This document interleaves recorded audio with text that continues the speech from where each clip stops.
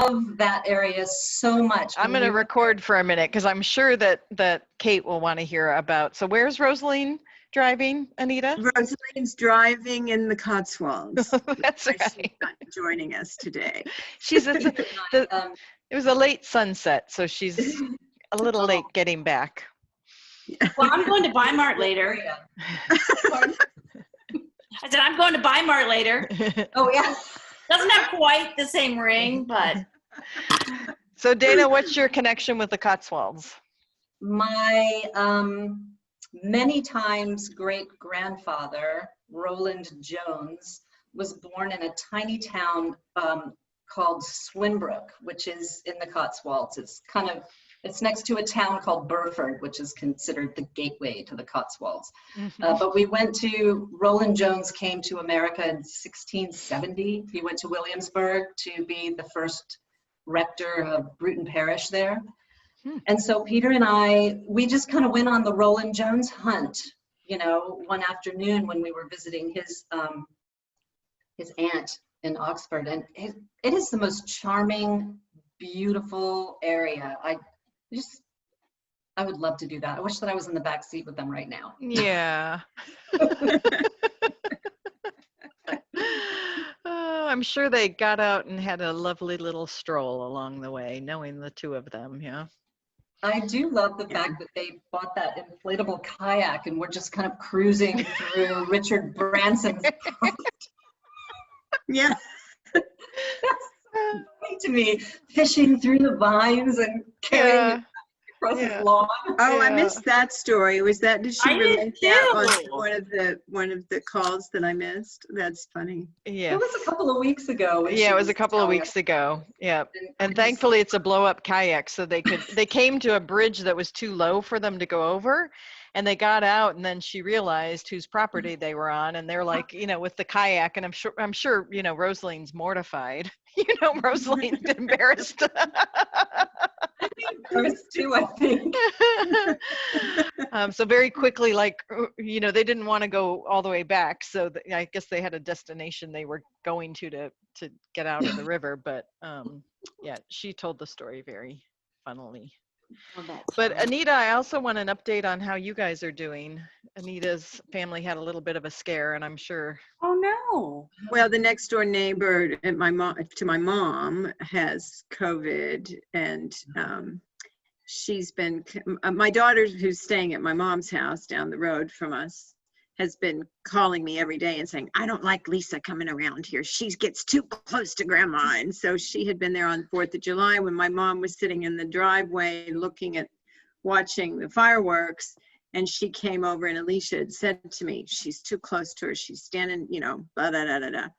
And she never wears a mask. And so anyway, we're supposed to get tested, but my doctor, because I contacted my doctor, who's a friend of mine, just like. So when did she get the diagnosis, Anita? Just a day or two ago? Yeah. Oh gosh. Yeah. And is she? So well, it's not actually.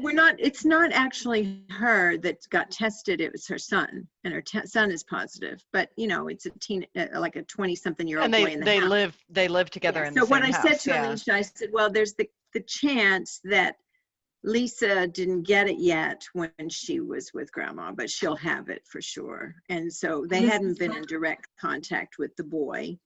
I think our daughter's a little bit over paranoid, but she's so super worried about it. Well, you guys, you've all been so careful. Well, that's what my doctor said. Yeah. She said, after you've been so careful, and then this, but that's going to happen. I mean, there's a slip. I said, I was saying to my mom, when I was trying to explain to my mom and my sister about the need for wearing masks, I was like, it's like using a condom, it just takes that one time, right. That you didn't use it. We all knew that. You all knew that person. The one time. It's like, that was the best analogy I could think of.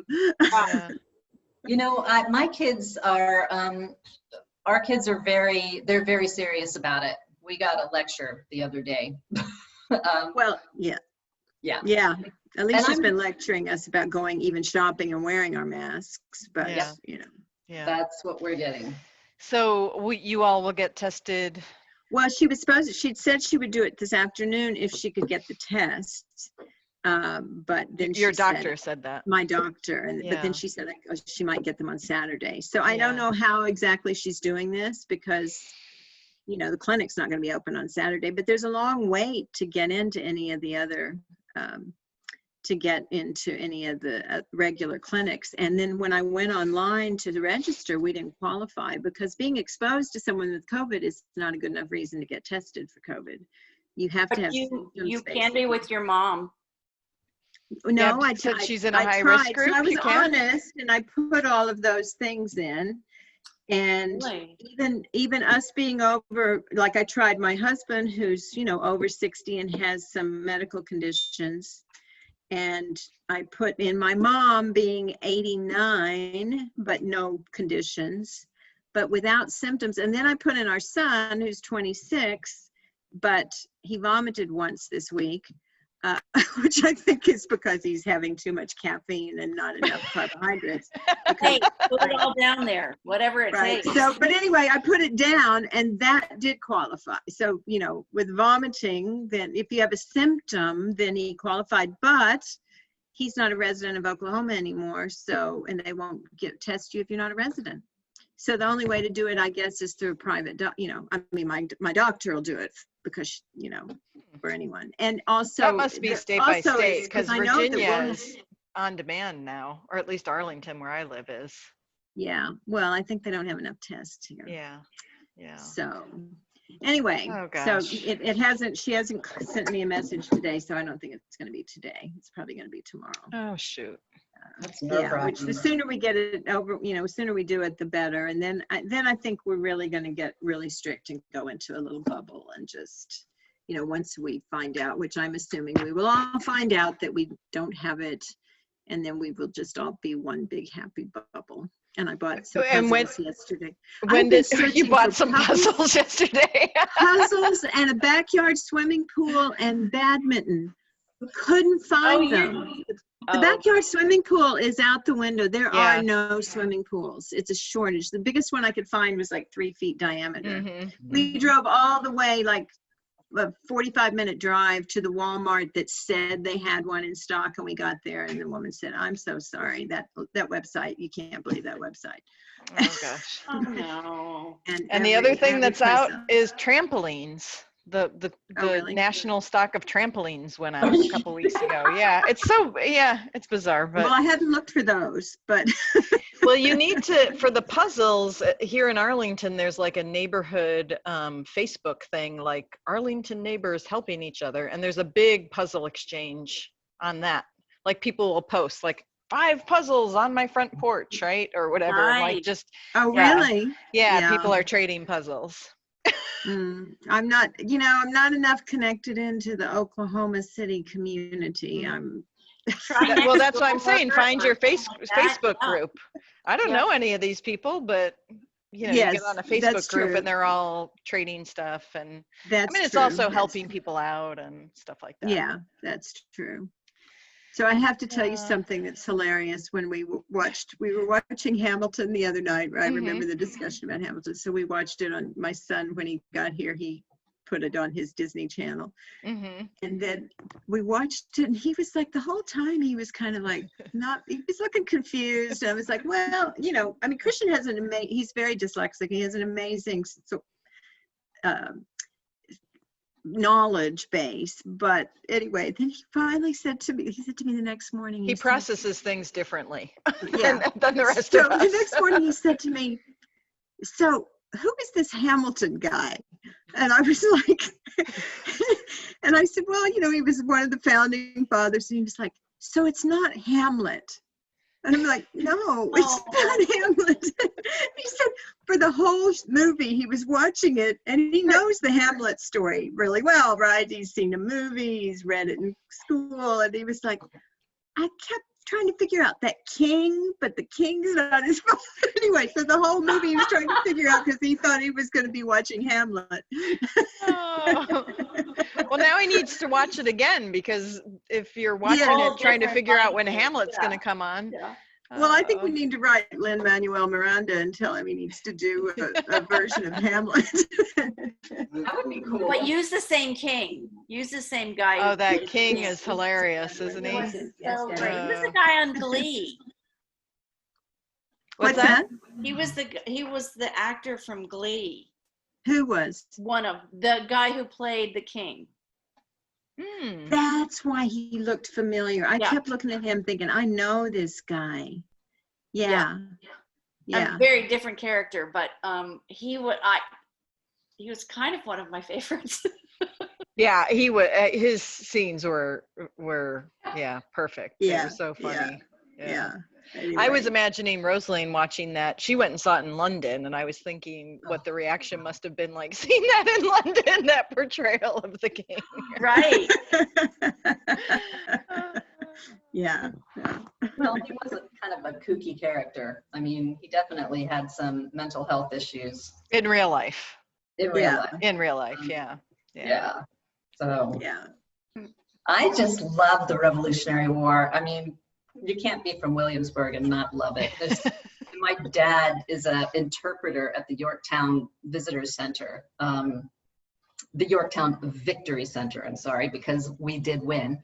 So he has so many interesting anecdotes about the Revolutionary War and about what happened. What languages does he translate to? Oh, well, it's all English. They're all speaking English. They're Okay. An interpretive center. Okay. Anybody who's Facebook friends with me, if you go dig through my photos, you'll see a picture of my dad in his Revolutionary War costume. His character, I guess that you'd say that he does is the field surgeon, and he loves it because we used to tease him all the time when we were growing up that he was a frustrated doctor. Taught my brother and I all this field medicine and stuff that you would need if you were a field doctor. So it's great. He really enjoys engaging with the kids, the schools that come through. He's got a whole jar of teeth that he got from his dentist that he loves to and he got this jar of teeth and they were really clean. And he said to his dentist, I can't use these for and these are shiny. Can you make them dirty? And he did. Soak them in some coffee or something, stain them up a little. Like that, like tea or something. Put him in a thing of Coke. Yeah. I'm sure people's teeth back in those days were not really in very good condition. Yes. No, and part of his whole routine is also talking about how those teeth were extracted. And they have replicas of all these tools that they used to use, and it's pretty horrible. Yeah. And then the bone saws, he loves the bone saw part too. Yeah. I'm sorry, I think it's so funny because I've seen it so many times.